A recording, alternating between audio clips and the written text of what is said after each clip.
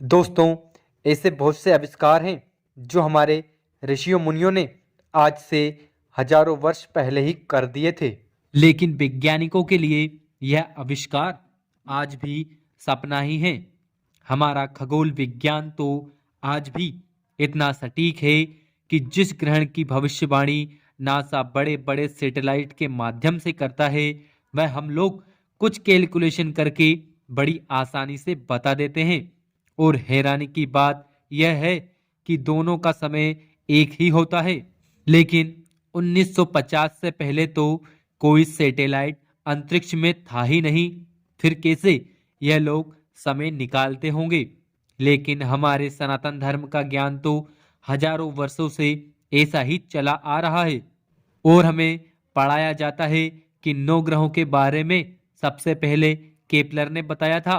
लेकिन हमारे वेदों में हजारों साल पहले से ही 9 ग्रहों के बारे में लिखा हुआ है। और न केवल ग्रह बल्कि ब्रह्मांड उत्पत्ति और अंत के बारे में भी स्पष्ट रूप से लिखा हुआ है। पहले वैज्ञानिक मानते थे कि सूर्य स्थिर है, जबकि हमारे उपनिषदों में बताया गया है कि सूर्य स्थिर नहीं है, यह आकाश गंगा की परिक्रमा करता है। बहुत बाद में वैज्ञानिकों ने माना कि सूर्य स्थिर नहीं है बल्कि गतिशील है। और न केवल सूर्य बल्कि यह संपूर्ण ब्रह्मांड भी फैलता जा रहा है। जिस प्रकार ब्रह्मांड में हर वस्तु की आयु के बाद उसका अंत होता है, उसी प्रकार ब्रह्मांड की आयु पूरी होने पर इसका अंत हो जाएगा। और बहुत से लोग कमेंट करके बोलते हैं कि भारत के लोगों ने कुछ नहीं बनाया, ताजमहल लाल किला मुगलों ने बनाया और बड़े बड़े पुल वगैरह अंग्रेजों ने बनाए हैं, तुम लोगों ने कुछ बनाया ही नहीं। तो उन लोगों को मैं बता देता हूँ कि हमारा आर्टिकल्चर तो इतना एडवांस था कि जिसकी तुम कल्पना भी नहीं कर सकते। लेपाक्षी मंदिर एक ऐसा मंदिर है जिसका एक भी खंभा जमीन को टच नहीं करता, फिर भी मंदिर हजारों सालों से खड़ा है। रत्नेश्वर महादेव मंदिर वाराणसी में एक ऐसा मंदिर है जो 9 डिग्री तक झुका हुआ है, पर आज तक इसका कुछ नहीं हुआ। कोल्हापुर में महालक्ष्मी देवी का मंदिर है, जहां 2 विषुव अर्थात इक्विनोस होते हैं, 21 मार्च और 21 सितंबर को। तब सूर्य की किरण एक दिन देवी के पैर पर पड़ती है, दूसरे दिन हृदय पर और तीसरे दिन मस्तिष्क पर पड़कर निकल जाती है। बृहदेश्वर महादेव मंदिर तमिलनाडु में, मंदिर के ऊपर एक बहुत ही बड़ा पत्थर रखा हुआ है, लेकिन लोग समझ नहीं पा रहे हैं कि इतने बड़े पत्थर को इतनी ऊपर आखिर कैसे चढ़ाया गया होगा, क्योंकि उस समय तो इतनी मशीनरी वगैरह कुछ भी नहीं थी। और भी ऐसे अनगिनत उदाहरण हैं जिनका वैज्ञानिकों के पास कोई जवाब नहीं है। और तुम लोग हमें सिखाओगे कि हमने क्या बनाया है। दुनिया को योग भी हमारे सनातन धर्म की देन है। और यह जितने धर्म बने हैं, यह सब भी सनातन धर्म से ही निकले हुए हैं। समय की अवधारणा भी भारत की देन है। और समय स्थान स्थान पर बदलता रहता है, लेकिन ग्रहों की स्थिति का जो समय है वह सभी जगह एक ही समान रहता है। सापेक्षता के सिद्धांत के अनुसार समय निरपेक्ष है। यह बात हमें हजारों साल पहले ही पता है। हमारे कैलेंडर में एक वर्ष में 12 माह होते हैं। दुनिया के लोगों ने यह भारत से ही चुराया है। स्ट्रिंग थ्योरी की यदि बात करें तो इसके अनुसार सब कुछ तरंगे हैं। जब 2 तरंगे अध्यारोपण करती हैं तो यहाँ ऊर्जा का एक बंडल बन जाता है जो कि कण की तरह व्यवहार करता है। और हमारे सनातन धर्म में तो हजारों साल से चला आ रहा है कि सब कुछ लय से बना हुआ है। जब यह लय समाप्त होती है तो प्रलय आ जाता है। प्रलय शब्द भी लय से ही उत्पन्न हुआ है। हमने सबसे पहले सागर पर सेतु बनाया। ब्रह्मांड उन नक्षत्रों को सबसे पहले हमने समझाया। कबीलों में रहने वाले लोगों को हमने पढ़ना लिखना सिखाया, जीवन जीने का तरीका सिखाया। बहुत से लोग तो यह सब कुछ मानने को तैयार नहीं है कि यह सब कुछ ग्रंथों से आखिर कैसे निकाला जा सकता है। लेकिन उन्हें यह नहीं पता कि सनातन धर्म पूरी तरह से वैज्ञानिक धर्म है। भारतीय ऋषि मुनि और वैज्ञानिकों ने प्राचीन काल में ऐसे आविष्कार किए और ऐसे सिद्धांत रखे हैं कि जिनके दम पर आज का आधुनिक विज्ञान और नई दुनिया खड़ी है। ऐसे बहुत सारे आविष्कार और सिद्धांत की रचना हजारों लाखों साल पहले हमारे प्राचीन भारत में हुई थी। तो हम इनमें से कुछ खास आविष्कारों के बारे में जानते हैं। पहला है बिजली का आविष्कार।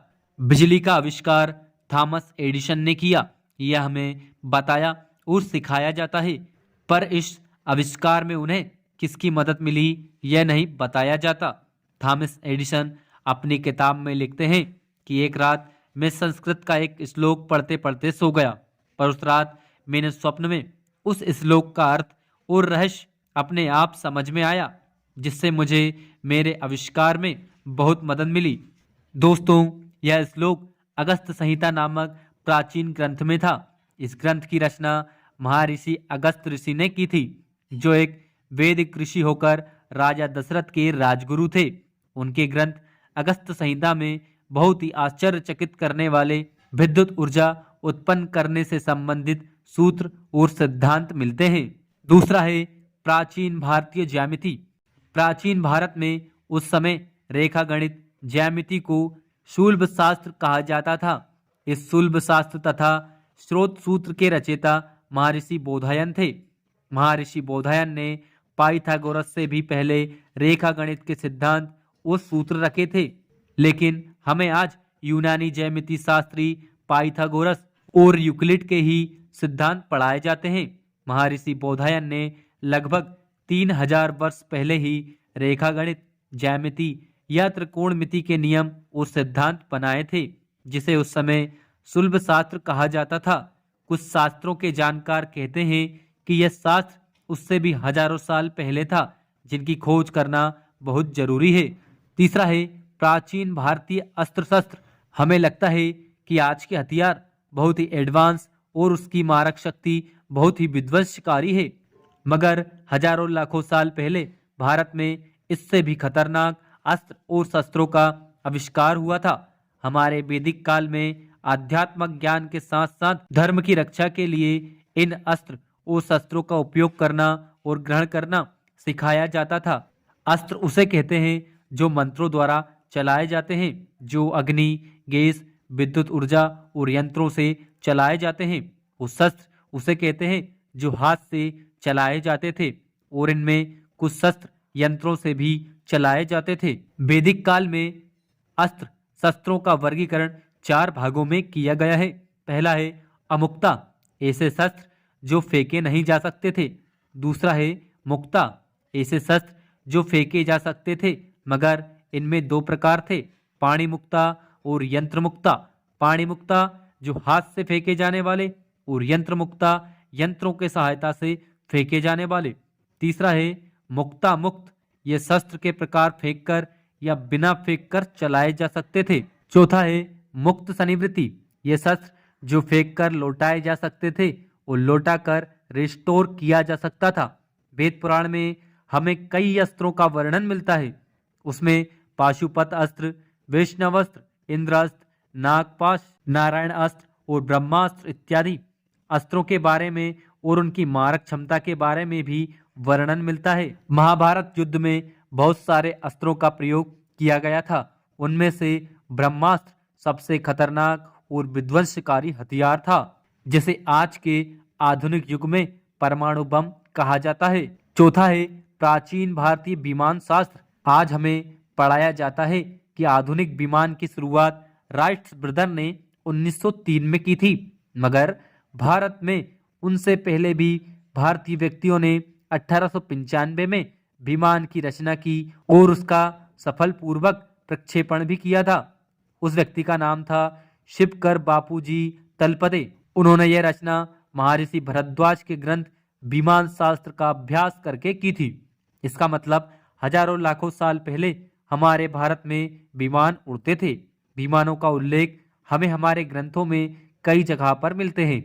इस विमान शास्त्र की रचना महर्षि भरद्वाज ने की थी।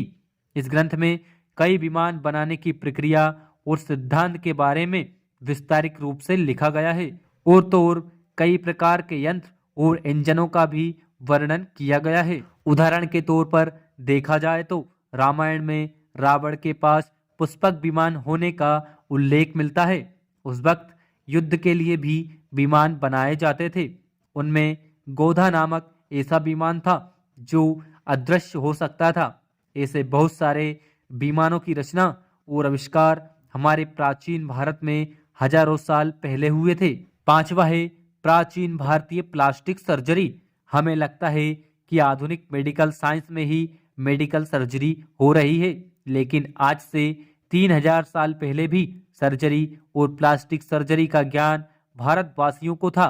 इन सभी जटिल सर्जरी के जनक आचार्य सुश्रुत हैं, जिन्हें विश्व का पहला शल्य चिकित्सक माना जाता है। प्लास्टिक सर्जरी का अर्थ है शरीर के किसी हिस्से को ठीक करना। प्राचीन भारत में युद्ध या किसी अन्य प्राकृतिक घटना में शरीर के अवयव या फिर कोई शरीर का भाग खराब या नष्ट हो जाता था, तब उन पर इलाज करने का काम आचार्य सुश्रुत करते थे। आचार्य सुश्रुत ने उस समय स्वास्थ्य वैज्ञानिकों के साथ मिलकर प्लास्टिक सर्जरी, मोतियाबिंद, कृत्रिम अंग लगाना और कई प्रकार की शस्त्रक्रिया के सिद्धांत बनाए थे। मगर आचार्य सुश्रुत कहते हैं कि उन्हें यह ज्ञान भगवान धन्वंतरी ने दिया था, जिन्हें हम आयुर्वेद के देवता मानते हैं। इसका मतलब क्या आचार्य सुश्रुत से भी हजारों साल पहले इसका ज्ञान भारत में था। तो दोस्तों, ये थी प्राचीन भारत के प्राचीन आविष्कार की जानकारी। आपको यह जानकारी अच्छी लगी हो तो वीडियो को लाइक कर चैनल को सब्सक्राइब करें। तो आज के वीडियो में इतना ही। मिलते हैं किसी ऐसे ही इंटरेस्टिंग वीडियो के साथ में।